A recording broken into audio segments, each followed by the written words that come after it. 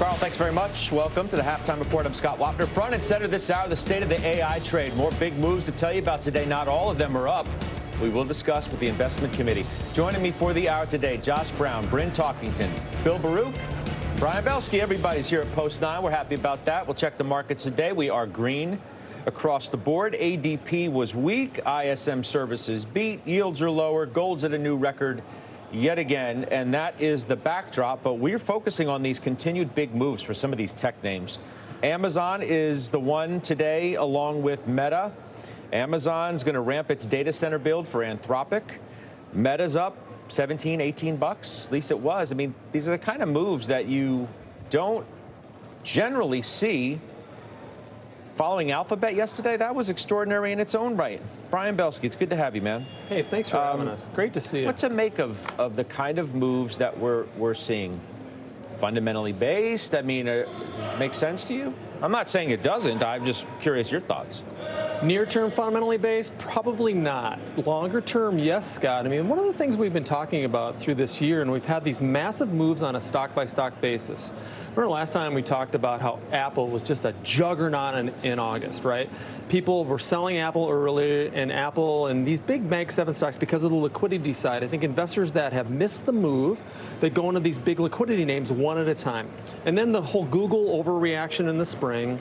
Then we had the great news on Monday. Uh-oh, this is for real. We like it again. We're going to go right back into it. Now we have the Amazon thing. So I think it's the same theme short term.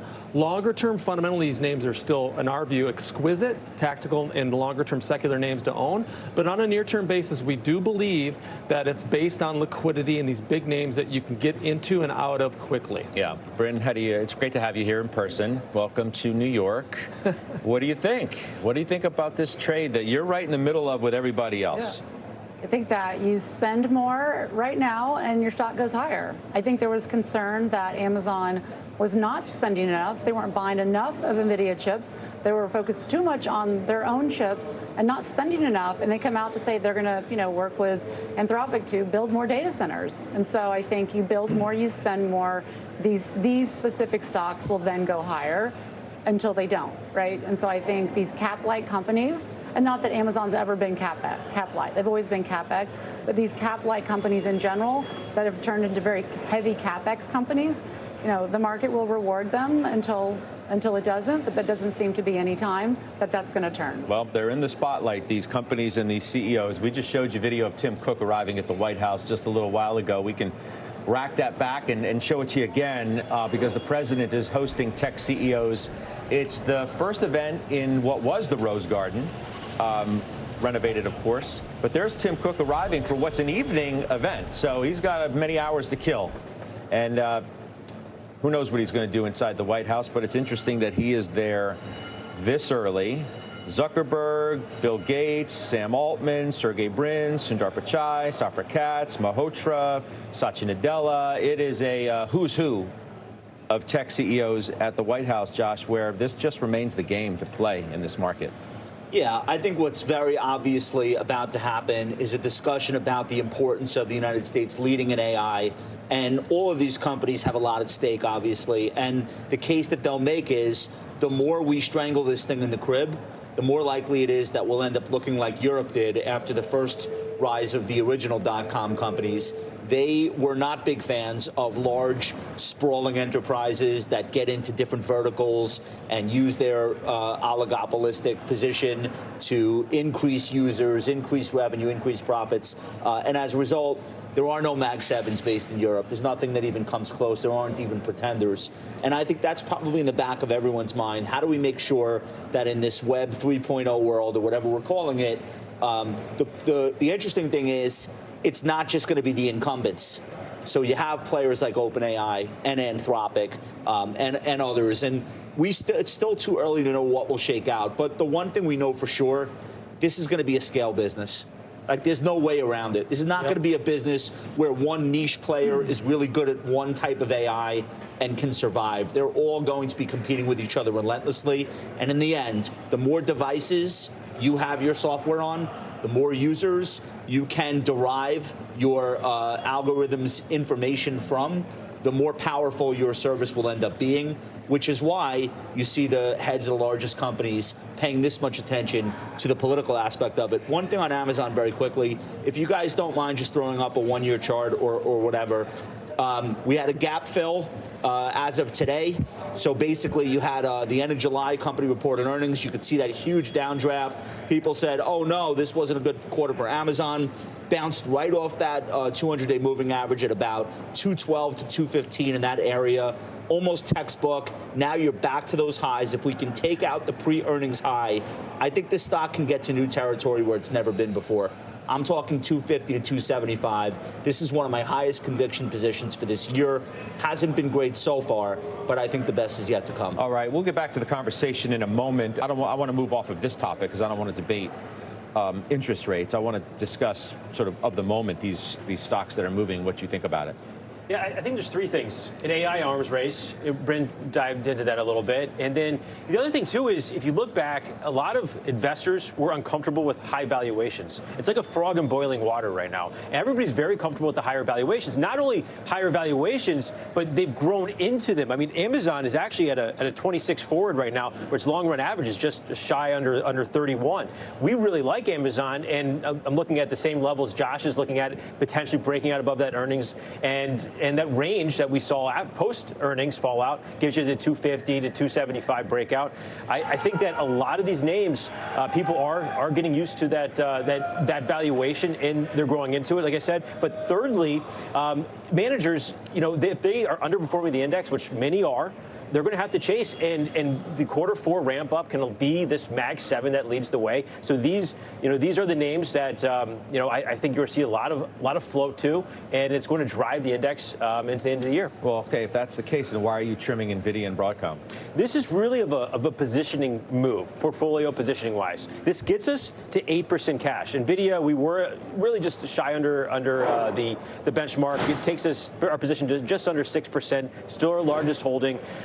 We shaved it by 25 basis points in the main portfolio. Broadcom, we shaved it by 75 basis points, gets it down to a 4% position, which, mind you, is still nearly twice the benchmark. It gives us some flexibility to get through this earnings report, see what happens. We are in a seasonally weaker time of year, but we're also in a transitional time of year. What is going to move forward from here? Is it going to see a little bit of rotation, or are we going to see a cyclical rally? It gives us the flexibility to kind of push into that. Well, it sounds like you're answering the questions that you're asking with a yes. Like you're to me, gaming out. You think Broadcom may go down off of its earnings tonight, follow NVIDIA, which has been down 5 days in a row coming into today, and that the market is going to have a rotation. You're posing these questions and throwing them in the ether, but I feel like they're directly impacting your decisions. I think that seasonally we see a little more soft time of year. The NASDAQ, the NASDAQ 100 is building out a little bit of a head and shoulders, which is a negative pattern. When it comes to Broadcom, it's a 2 standard deviation in its multiple right now, which typically is a bit of a sell signal. So I think they're priced to perfection in earnings, which gives me a little bit of pause. And again, this from a portfolio management standpoint, I want to have that flexibility. But everybody always says that, portfolio management. I mean, of course, it's a portfolio management standpoint. You run a portfolio, you're going to manage it. Yeah. But I mean, the moves you're making strike me as looking to just raise some cash, almost not wherever you can, but in a lot of different places. It brings us down where our top 6 names. I mean, we own NVIDIA, Broadcom, Meta, Alphabet, Apple, all there, and they're all between 4% and 6%. I do want to, my favorite 2 right now are Apple and Amazon, and I see some of that cash potentially going there. I mean, and I've been on the show over the last couple of years talking about sometimes when I've been negative to the market, buying put spreads or protecting downside in that manner. I think we are in a bull market. I think the year is going to finish very strongly. So I don't want to waste spending premium on insurance. I'd rather raise cash, get us to 8% cash, kind of watch and wait a couple rounds. And I mean, we are outperforming the benchmark significantly right now, so it gives us that moment and flexibility to be able to take a step back. Okay, I appreciate the more in-depth answer. Speaking of Apple, upgraded today at MoffettNathanson. They had it on sell. They take it to neutral. Quote, Apple remains a very expensive stock, and its AI challenges remain, but the worst-case scenarios are off the table. North of 30 times next year's earnings, still in our view too rich for any company with good but not great earnings growth. But as risks to fundamentals resolve, we don't believe that a sell thesis solely supported by valuation concerns is justified. Everybody owns this name. What do you make of this call? Yeah, what, you don't want to pay 38 times earnings for 8% earnings growth next year? Why not? What's wrong with that? Apple has this super premium embedded into its valuation by virtue of the fact that it's been at it for 40 years, most of those years successful. It's got this unbeatable franchise, at least unbeatable up until now, franchise on the services side. People that become locked into the ecosystem never leave. It's a replacement cycle in computers, replacement cycle in phones, a significantly slower replacement cycle in iPads, but so be it. Those things last forever. They're indestructible. But when you look at the way it's being valued, I'm long, I'm bullish. I've been in the name forever and a day. I don't see how this is going to be one of the better performing names of the Mag 7 unless there's some like unbelievable product launch that none of us are pricing in, which I submit is possible. They have an event in September. I don't know what that's about. Maybe just another phone upgrade. My friend who's in the business tells me they're going to start making phones out of aluminum so they'll break faster because people are not replacing the titanium phones the way. Sorry, conspiracy, but whatever. Anyway, second highest PEG ratio of the Mag 7 right behind Tesla at 4.1. So even if you're bullish on Apple's growth story into 26, it's hard to argue that the market already isn't there. So some major product launch is probably the only way I can mentally get to seeing this name go from 237 to 300. And I do see that level of upside for some of the other large caps. So I'm long, but not that excited. I mean, Bryn, the stock's up 17% in a month, and a lot of times you have had a sell the news event when you come into this event. They do the big whatever they do, and then the stock sells off. Morgan Stanley's Eric Woodring says it may not happen this time, that there are a number of positive catalysts around which could lead to the stock going up, perhaps, coming out of the event. What do you think? Well, so I had sold half my position in December, and then I bought more at 209 after listening to the earnings call, which I had said last year when the iPhone 16 came out, I think the iPhone 16 would be incremental, not exponential, because there was no need to upgrade if you had a 14 or a 15. I think on what's going to happen, what I hear is they're going to come out with like an Ozempic iPhone. It's like a little bit thinner, a little bit less bells and whistles, but it's like only going to have one camera. Okay, so I don't think the 17 is going to be exponential either, but I do think their partnership with Google being solidified, they were still able to grow iPhone 16 revenues 2% when you have 1.5 billion user base, and I think the majority of iPhone users are iPhone 13. You're going to get an upgrade cycle, whether it comes in the 6, 17, or 18, and you have this 1.5 billion user base that I think as they add AI next year, which Tim Cook on the call was really clear about next year, I think there's a floor in the name. And I agree with Josh. I don't think it's going to be the best performer, but I think there's upside surprises as they trickle out what they're going to do with Gemini, Google, et cetera, on the AI front. It feels silly to ask, whether 3 trillion or whatever it is now, near 3 trillion market cap company is getting its act together. But it feels like kind of they are. I mean, for what the criticism had become kind of loud for, are they answering some of the hasn't kept pace with Microsoft questions? So when we say getting its act together, it's been a huge home run over the long term, but Microsoft has blown the doors off of Apple in the AI era so far. So I think that's what we're mostly referring to. Yeah, if you're only talking AI, Josh, but if you go back and look at earnings consistency, right? This is a really, really big deal. So those of you that have FactSet, look at this measure called earnings consistency. If you don't do the standard deviation of earnings growth, if you look at the standard deviation of earnings growth of Apple, it is the most stable in the entire tech sector. So guess what? You get what you pay for. And so I think the other thing that Bryn nailed it on is this whole thing with Google. People are missed that. They've forgotten about that. That's actually a really, really big deal. So I think that's what's really going to drive Apple to be a consistent performer. I'm not saying massively overweight it, but maintain your position. I think it's really, really dangerous to be underweight Apple for the next couple of years. I mean, that was Also, an the interesting chart we buyback just put up there. Well, we should mention that's a stabilizing factor, not just for earnings, but for price. It's a huge buyback. Yep, I agree with Brian. We were underweight significantly on Apple through the middle part of the year. After its earnings report, we ramped up our positioning. I've been wanting to buy more. I really like this news out with Alphabet right now because it does allow other services to be on the iPhone and to provide that AI. I mean, they could work with whoever they want to get on there. And so if they aren't generating the AI, the AI intel that they want to put out there, I think we'll get something from Apple soon. But if they don't get it, then there's going to be a lot of way to operate it from the devices that Apple provides. Let me just mention, since we were on NVIDIA and then Broadcom, which we said reported today after the bell, you made a move in a chip stock. It's Texas Instruments. Yeah. Stock was lower. They gave a business update at Citi's TMT conference. There you go. Down 4% today. Did you sell it or trim it after you heard that, or No. was this just by happenstance? No, you live by the sword, die by the sword in terms of our process, because we have to publish everything first and then make the move. So we published all these changes September 2nd, and then we made the change that day. Oh, okay. And so what we've done is, we've been worried about Texas for a long time. We don't own it in any tactical portfolios or any value portfolios. We only own it in our dividend growth portfolio. And we're like, there's an issue fundamentally here that we have to get rid of it. And then we've moved all of our Texas Instruments money from a dividend growth perspective into Qualcomm. Into Qualcomm. Yep. Let's talk about Salesforce. I don't see how we can not spend a fair amount of time discussing this and the software trade because of what Salesforce hasn't done. So it's the worst performing large cap tech stock of the year. It's down 29%. The stock's down near 6%. Their earnings weren't bad. Revenues beat as well. They gave a weak revenue guide. Mark Benioff, the CEO on the call, said, quote, AI is not the fundamental elimination of SaaS, software as a service, but the fundamental extension of SaaS. They announced a buyback. Bryn, you own the stock, okay? It's been, as I said, a dramatic underperformer. It got cut today at Bernstein. They reiterate their sell rating, underperform. The target's 221. It was 255.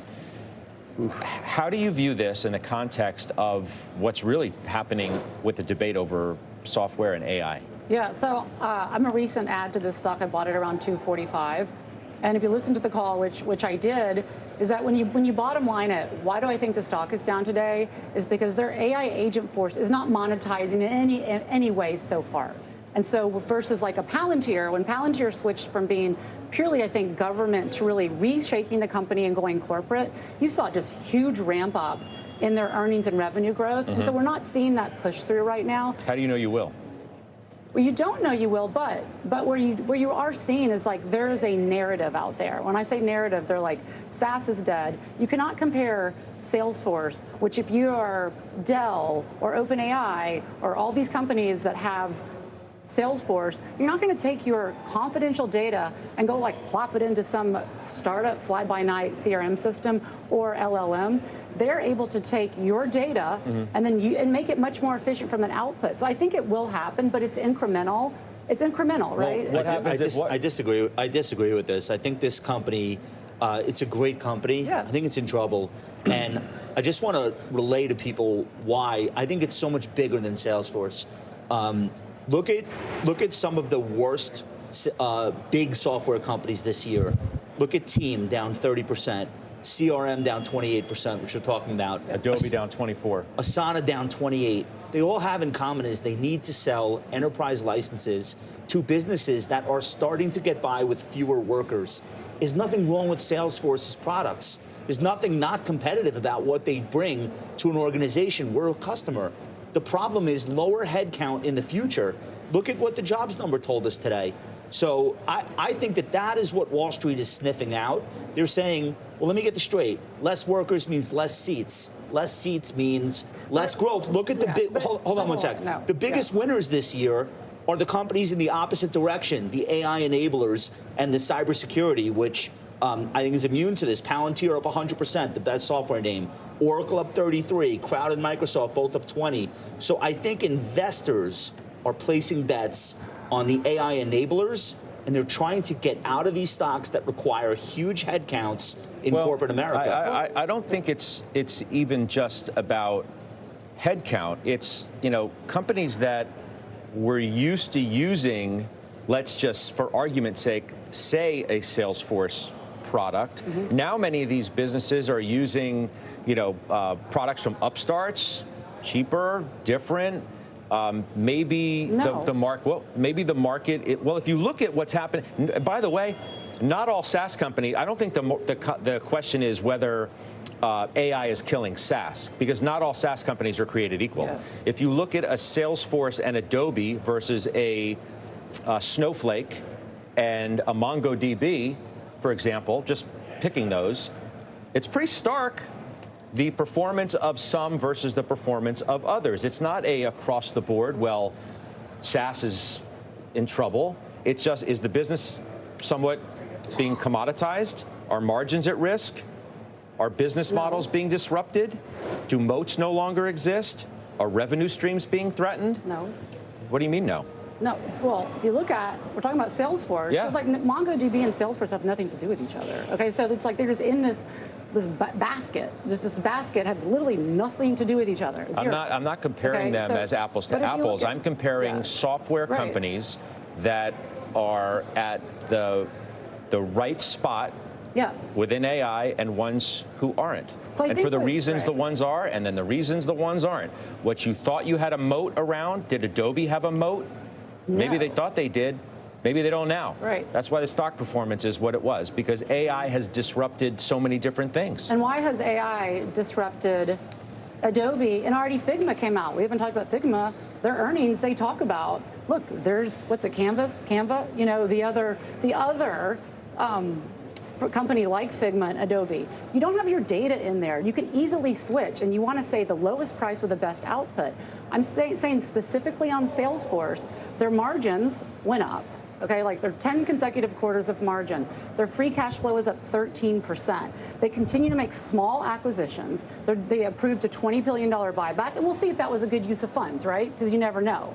But I think that where you want to look with Salesforce is their AI agentic is not free. Okay, and so 40% of their bookings with Data Cloud and AI were from existing companies. So let's say someone cuts off 1,000 workers of a 100,000 workforce, but they're buying more of Salesforce's products. That's a higher revenue, higher margin product. So I just think there's a narrative around Salesforce that's getting lumped in. And so I just think that there's a floor here. I don't think the stock at 241 has much more downside. Salesforce and Adobe do have something in common: growth by acquisition.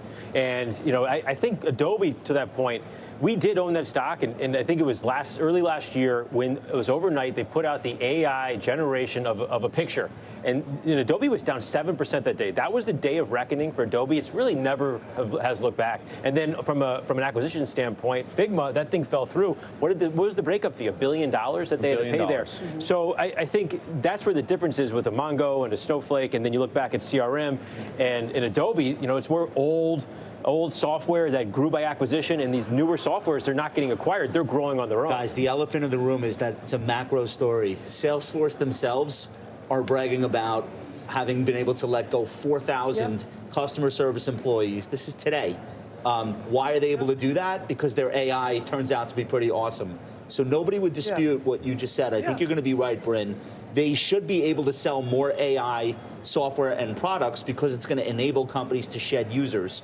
The fly in the ointment is a lot of these SaaS companies need for there to be overall headcount growth amongst SMB and large enterprise in order to make their numbers the rest of this year and next, and they're not going to get it. You just said, I think you're going to be right, Bryn, but at the outset you said, I totally disagree. On the profitability of their products. But you still disagree on the direction of the stock. I think from a macro perspective, are large companies more likely to add headcount, which would then lead to higher software sales? My answer is no. They might be more profitable, but slower growing. Does Wall Street like slower growing in the software space? Not really, not so much. So I think the company is great. I think the stock is going to be problematic because of this theme, and it's not the only one.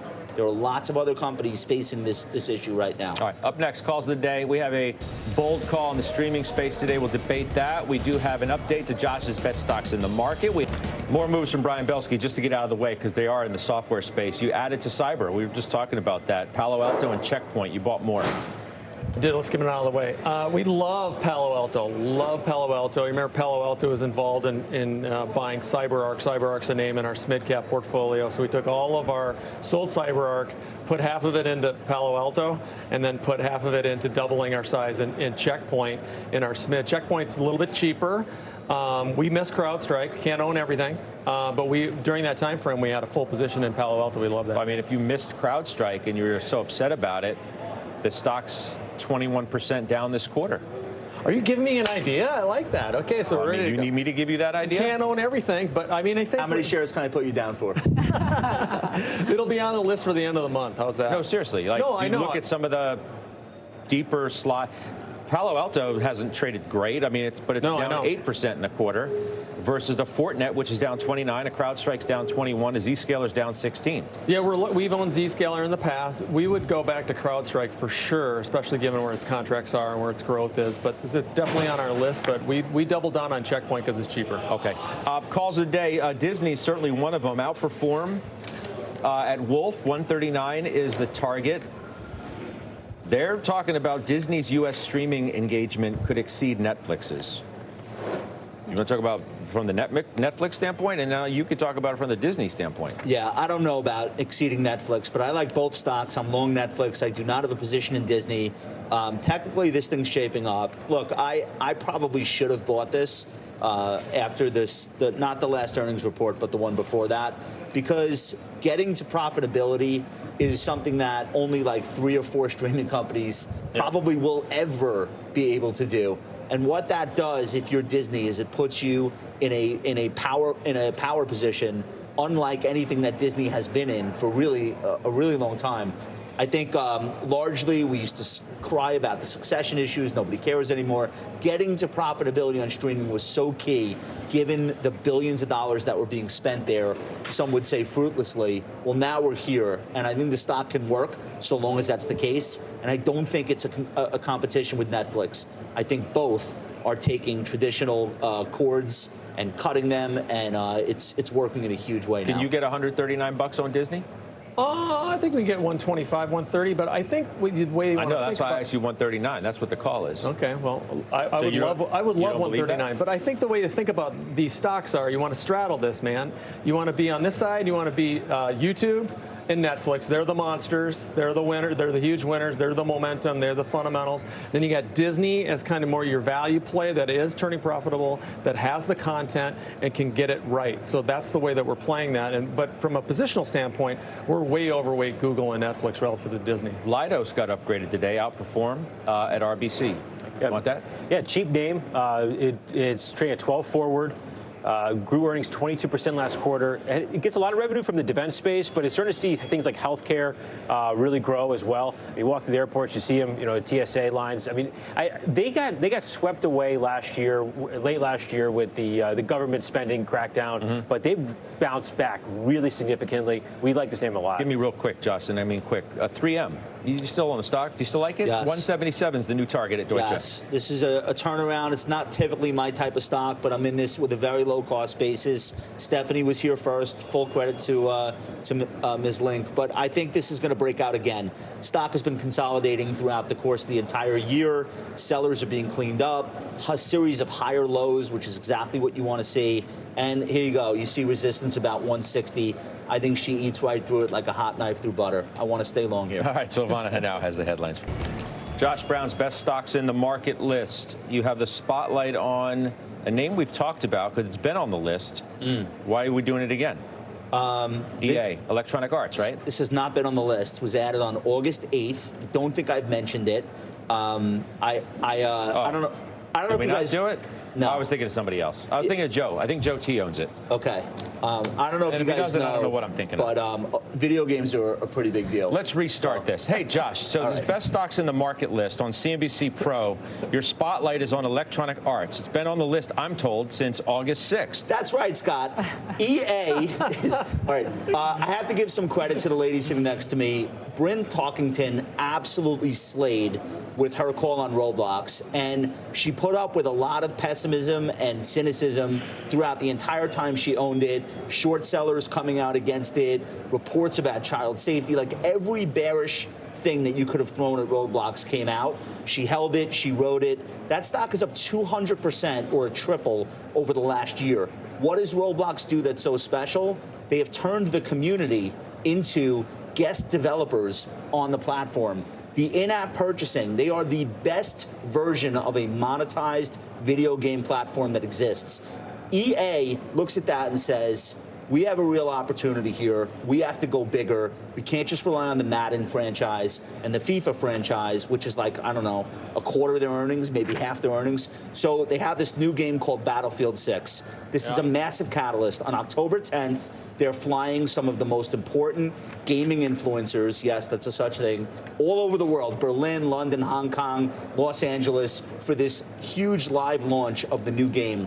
And it's way more than a game, it's a platform. For the first time ever, EA is going to have creators and individual players be able to contribute to the game, make their own content inside of the game, expand the universe that the game is played in. So think of a combination of Call of Duty and Fortnite to give you an idea of what's about to happen here. So the technicals are lining up. The stock is broken out.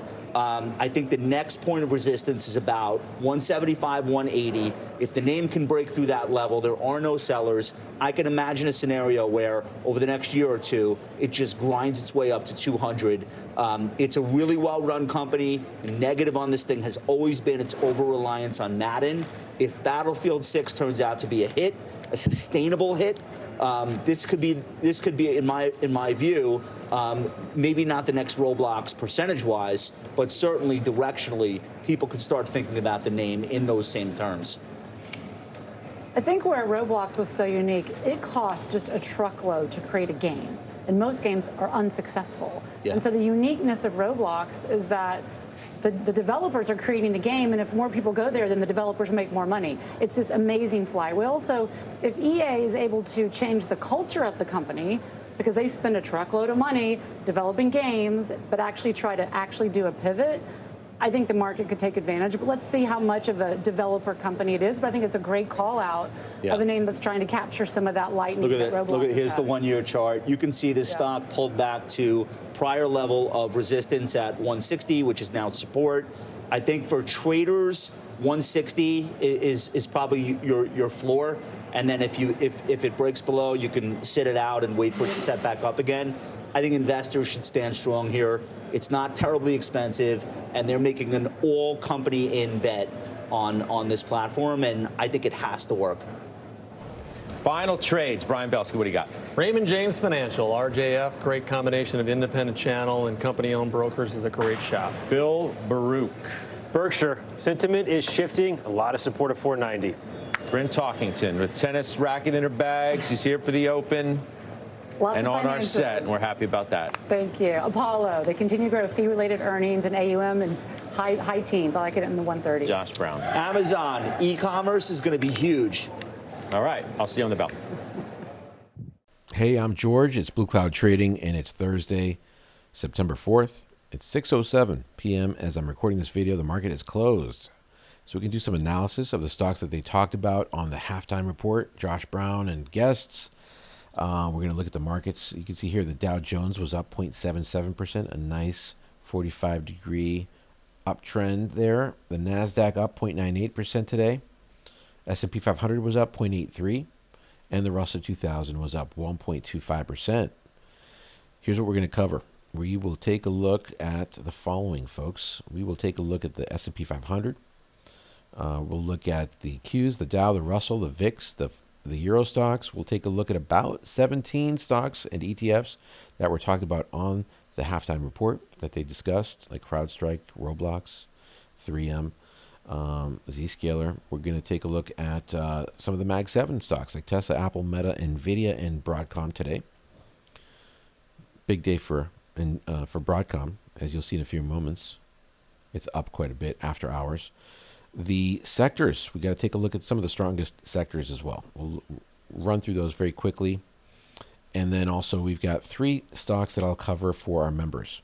Snowflake is one of them. Okay, so what happened today? Markets were up quite a bit. If we look at the heat map here, what you'll notice is that Amazon was up 4.29%. See that right there? Okay, so big day for Amazon. Netflix was up. Meta, Google was up. Broadcom closed up 1.23. Nvidia up 0.61. Most of the financial stocks did well. Some of the healthcare stocks like Merck, Pfizer, Amgen, Bristol Myers, Gilead did not do so great. They're down. In the consumer defensive section, like Philip Morris was down, Coca-Cola, Pepsi, but Tesla was up, Home Depot was up, Microsoft and Apple. So let's look at the groups as well. If we take a look here, the consumer cyclical sector was up 1.82%, industrials up 1.18%, and financials up 1.03%. The laggards were basic materials and utilities. All right, here's the 1 week performance. Communication services up 4.5% this week. That's a big move. In comparison, consumer cyclical up only 0.93%. And here's the other sectors. Utilities down the most, 1.79%. And there's the 1 month performance. So communication services has been the leader here, up 8.4%. You would think technology has done well. Not so much this month. Technology is only up 1.52%. So keep that in mind as we go into these. And by the way, tomorrow's a big day too. Why? Because as you heard on the show, the jobs report will be coming out. That's going to also impact the markets. We'll see how they react to the information, to the report. And if you guys aren't familiar with this channel, consider subscribing, hitting the like button, the notification bell. And if you want to get access to the member videos that I do, okay, one way to do that is just by clicking on this link right here on my homepage. If you click on that, you'll see a little tab thing, a little box pop up here. You can support the channel by becoming a Blue Cloud supporter. Just hit the join button there. You can, in addition to that, we have another level, Blue Cloud Trader, where you'll get access to the exclusive member-only videos. And if you want to get daily trade updates on the stocks that I'm buying and closing, adding to my portfolio and closing out of, you become a Blue Cloud Legend level member. You'll also get those exclusive member-only videos. There's some day trading videos there that I've recorded for your educational purposes, so you can check that out too. All right, guys. Now let's get into the ETFs here first, and then we'll get into the stocks. So here's the SPY ETF. Here it is in the daily chart, up 0.84%, looking very strong. If you're very new, you just stumbled upon my channel for the first time, you may not be familiar with this indicator. It's called the Ichimoku indicator. We want price to be above the green line, which is the Tenkan-sen, the 9 period. We want it to be above the Kijun-sen, the 26 period. Midpoint of the last 26 periods is the red line right there. Senko Span A. The Senko Span A is part of the cloud, the Ichimoku cloud. And the Senko Span B, which is the bottom part of the cloud. It's not always the bottom part. This is derived by taking the midpoint of the 9 and the 26, projecting it out 26 periods into the future. The purple line, the Senko Span B, is derived by taking the midpoint of the last 52 periods. In this case, 52 days. And that's how, it becomes a cloud, right? And plots on the charts. We also have this white line in the background. That's the closing price, right, in a line form, but it's basically projected 26 periods into the past. So we've got, what we're looking for here is to see if where that white line is in relation to the candle 26 periods ago. If it's above the candle, that's bullish. So this is a very bullish chart. Over here you'll see Senko Span B. I'm sorry, the Senko Span A was under Senko Span B. That was bearish. The Chikou Span was underpriced back here in starting in January 21st, and it stayed under for quite a while. But once we emerged back here, it started to pop, and price got above the cloud. That started happening right there on May 12th, and since then it's up 11.5%. Over here we had a positive bullish crossover, the faster moving average crossing above the slower one after that April 2nd decline right there. And so from that point, we've moved up 18.83%. Anyway, let's take a look at the Qs. The QQQ ETF is also bullish. It's up 0.91%, holding up above the moving averages. Dow Jones looking very bullish, up 0.84. Russell 2000 up 1.25%. So I like what I'm seeing here. It does seem like most of these index ETFs, though, have been kind of stagnant a little bit. You can see that for about 2 weeks, we've been basically consolidating in this like range. I'd like to see price just kind of break that level, and then we'll see an expansion to the upside after that. The VIX, which is the volatility index, dropped 6.4%. That's very good. We want to see that declining. We don't want to see that moving up. It represents fear and volatility. So let's hope that continues to stay down. FEZ, the Euro Stocks ETF, is up. It's inside the Ichimoku cloud, up 0.37%. If price is inside the cloud, that's not a buy signal. It's not. It's we need to be above the moving averages and the cloud, and we're not there yet. But we're seeing some bullishness these last 3 days, so that's good. All right, let's get into the stocks now. 17 of them. And out of the 17, there was just 2 that have perfect technicals using the Ichimoku. So maybe that's going to be useful to you guys. RJF, Raymond James Financial. Price is above the moving averages. Tenkan-sen, Kijun-sen, Chikou span is above price. Senkou span A is above Senkou span B. And price is also above the 200 moving average right there. Okay. By the way, the reason these got a blue flag is because they also are very bullish on the weekly chart. Here's the weekly. Same situation. Okay. As you'll see in a few moments, the rest of these, there's something off. Okay. So right now, though, here's the deal with RJF. It is coming to a prior level of resistance, 171.38. If we go back in time, we actually have to go all the way back to the, let's see, 2024, I believe. Yeah, 2024. It's based on these candles right here, back in December of 2024. So what happened there was price had reached that level and dropped. It came back up, tried to break through. It did break through briefly, just like maybe for a day, and then it declined, right? So it was a very big drop after that. And then it came back up. It retested that 171.38 level back here in, what month was that? That was around July of 2025. It dropped, right? You can see that it dropped right there. And now it's retesting it again. So if we can break above, and we need a concisive sort of candle that basically, you know, I don't know, we need to be significantly above, like maybe around the 175 level, okay? And it closes above that level, then guess what? RJF should, under those circumstances, flourish and move up further. There will be no resistance. Here's 3M. This one's in a decline right now. However, it does look positive with Ichimoku in that price. There's the most recent candle closed above the cloud. The faster moving average, the green line, is above the red line. We do have a bullish cloud. I take that back. We don't. Senkou span A is looks like it might cross over here. They're around the same level. So tomorrow I'd be watching that one really closely. On the weekly chart, what does it look like? Also looking bullish, right? Price is above Tenkan-sen, Kijun-sen, and we do have a bullish cloud. So just, you know, keep an eye on that tomorrow. That if it doesn't break through that little trend line there, I don't think it's gonna. It may pull down further. So we'll see. Let's get into these other stocks like Texas Instruments. All right, here's an example of when you should not be buying a stock. It's when it's under the cloud. All right. So here's a daily chart. That's the weekly chart. Let me go back to the daily.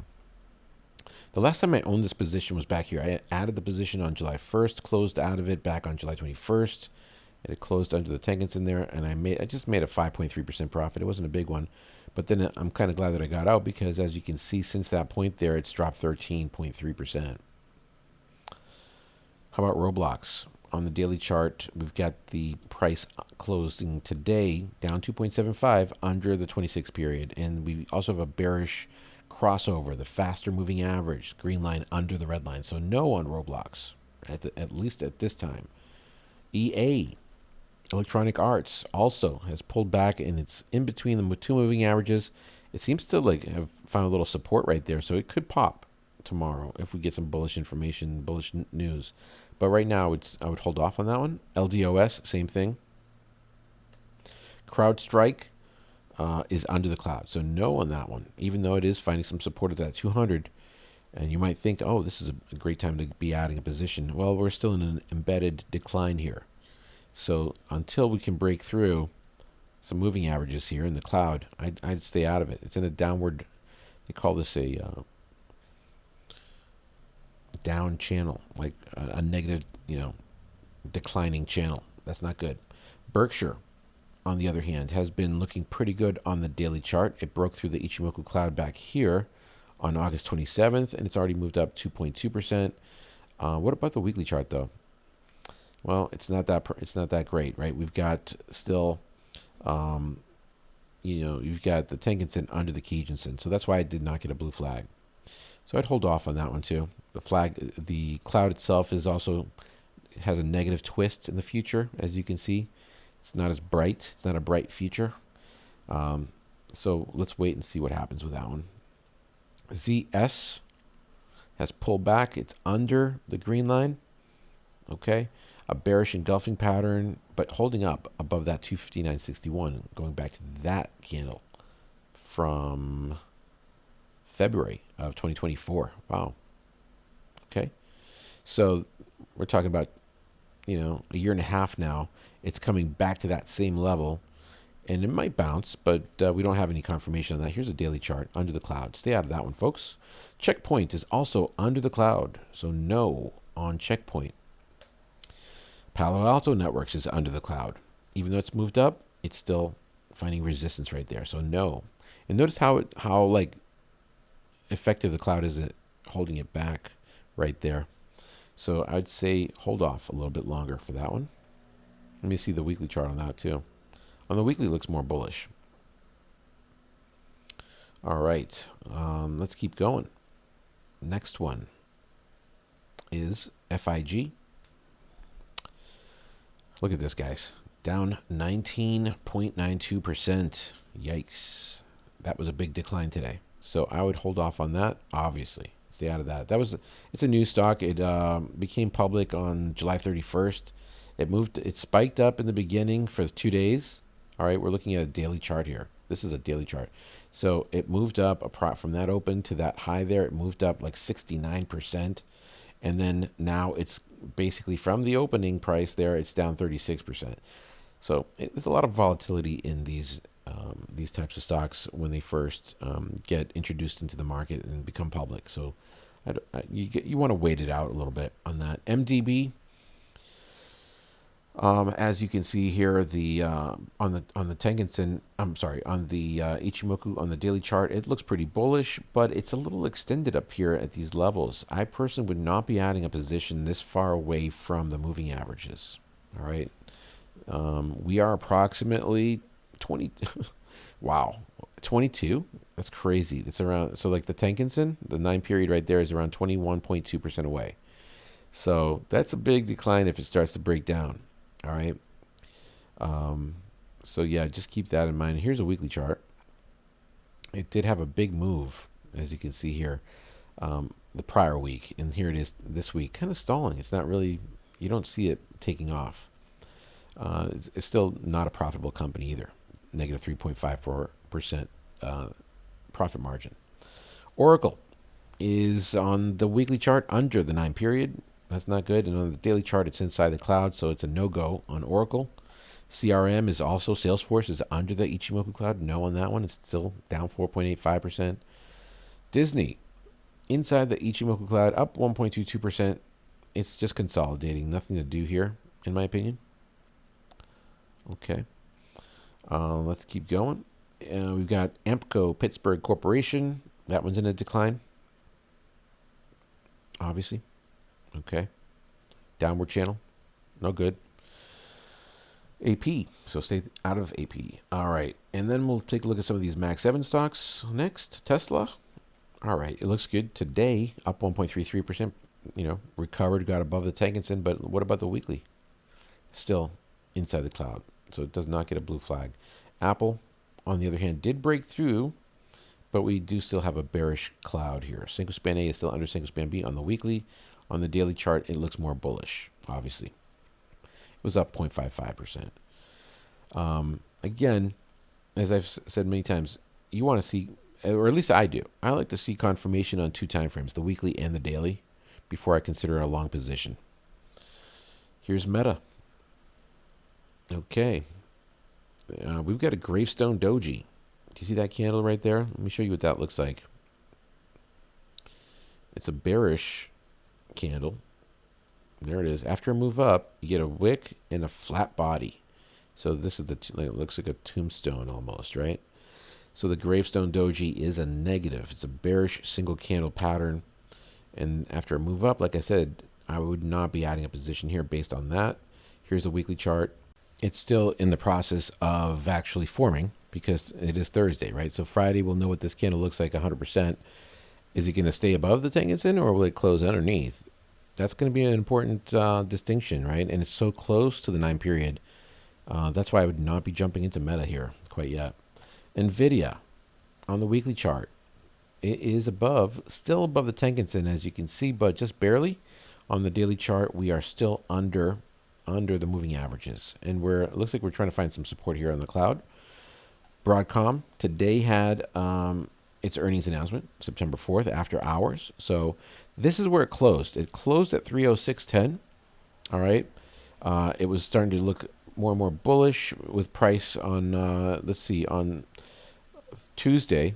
Basically, it gapped down and then the whole day price was being bought up. That's more like insider trading that's going on right there. There's like some in the know stuff happening right there. Then it gapped up the next day and it gapped up again today. Now, where is it at after hours, after the earnings announcement? Let's take a look. We can press a button up here. Boom. Whoops. Where is it? There we go. And it's up 5.26% after hours. I can switch it to from a daily time frame to, let's say, a 5-minute. So here you can see 4 p.m., 5 p.m., 6 p.m., and how Broadcom is moving up. So that's really good. That's very bullish, and that's going to, I think, tomorrow going to lead to the semiconductor stocks also moving up. NVIDIA didn't have that same sort of, power move after the earnings announcement, but Broadcom is helping to keep things up. So we'll see what happens tomorrow in the entire markets. All right, strongest sectors, guys. I'm not going to spend too much time on these. I'm just going to show you the strongest ones. I've got them flagged here. Let's go to hold on, let me put it back to closing pricing. There we go, and I got to go back to the daily chart. There we go. All right, so real important to tell you guys about this kind of almost negative pattern that I'm seeing right here that I noticed today. It's called the bearish evening doji star pattern. All right, let me show you what that looks like. Here we are on the candle pattern reference sheet,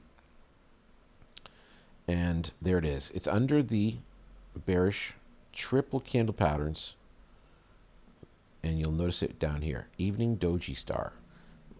You get the bullish candle, you've got the negative spinning top, and then you've got price closing under the spinning top. That's not good.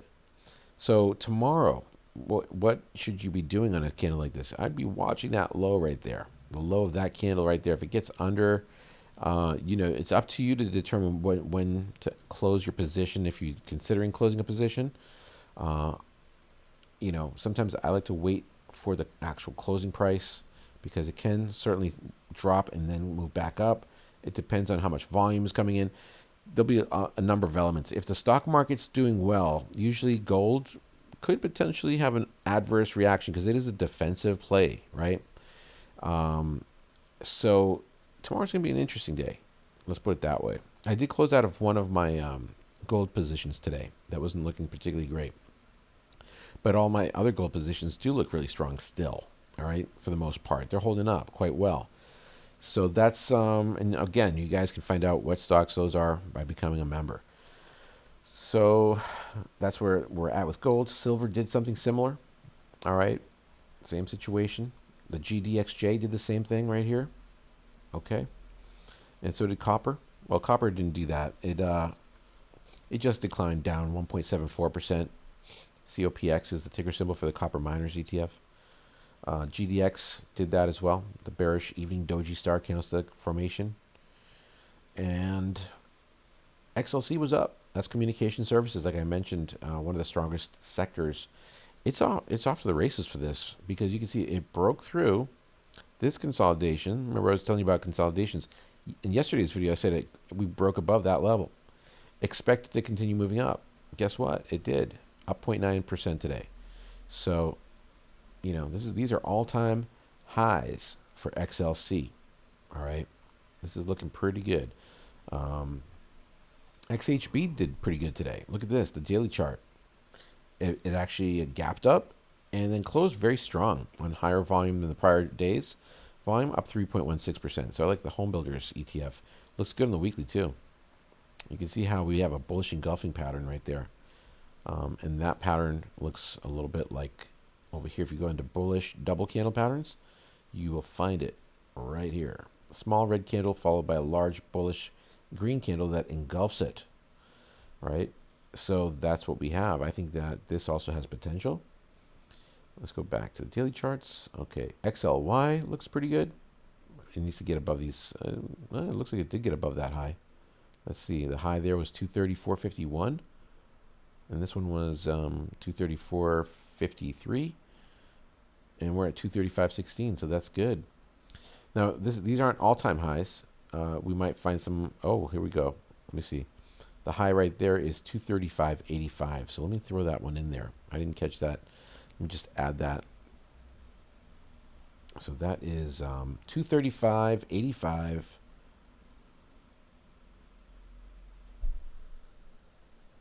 There we go. And we will color that blue because it's a more of a weekly level. If I switch it to the weekly chart, you'll notice right here, boom. It's based on that candle right there. Okay. So we are basically very close to that resistance level. And then we've got that 240 as well to contend with. But once we get through those, consumer discretionary could certainly take off. IJJ on the weekly chart, here it is. Looks good. Looks good on the daily too. That's the mid cap 400. And then financials. XLF looks good too. It's up 1.05%. Here it is on the daily, and here it is on the weekly. All right, now let's take a look at some of the. I'm not going to go into all the other stocks. These ETFs here, some of them, there's something off, even though some of them were up. There's something off technically about these, okay? Which is why I'm not going to cover them. Snowflake on the weekly chart. Okay, it's holding up above the Tenkens and Kijinsen. We do have a bullish, pattern here. On the daily chart, we are above the cloud, and let me see something here. Yeah, even the cloud itself is looking bullish still. We've got the Senko Span A above Senko Span B. Let me see what the weekly chart looks like again. It's got some potential. I think, the fact that it dropped, though, this week versus last week, that's not particularly great. This is called a bearish type harami pattern right there. It's when you have a large green candle followed by a small red candle, okay, that is within the body. And that looks something like this right here. A double candle pattern right there, bearish harami. So I don't know. I personally would not be adding a position here based on what I'm seeing here on the weekly. On the daily chart, it does look like it's finding some support right at the top of the cloud. This is, maybe tomorrow if it gets above the high of this candle, 224.05, I think it could potentially pop. EMX, it's got a blue flag here because technically it looks good on the daily. With price above the moving averages. But again, remember we just talked about the doji evening star pattern. Here's another one. All right, similar to the gold pattern that I just showed you. So we get the evening star right there, and it dropped under the low there, closed under there. I think it could potentially drop. And the thing with this particular stock, folks, is the price, because it's at $3.82. When it moves, when it drops, it's not like dropping, a few percentage points. It could drop quite a bit. For example, this candle right here, you'd think it's a small drop, but if we measure from that point to that point right there, that's a 5.9% drop in one day. And we are currently about to reach down to this next level of support, we're about 9% away from there. So it's got potential to drop about 9% before finding support. So just give me a heads up about that. Seems a little extended up in at this point, and I would recommend, well, at least what I would be doing is watching the low of this candle, the low, the $3.76 level, and see how price reacts around that area. If it gets under, you might want to consider taking some of those profits off the table.